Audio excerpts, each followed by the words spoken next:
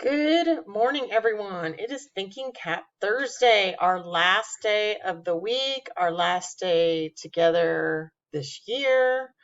So take a look at the problem to solve today and be ready to share.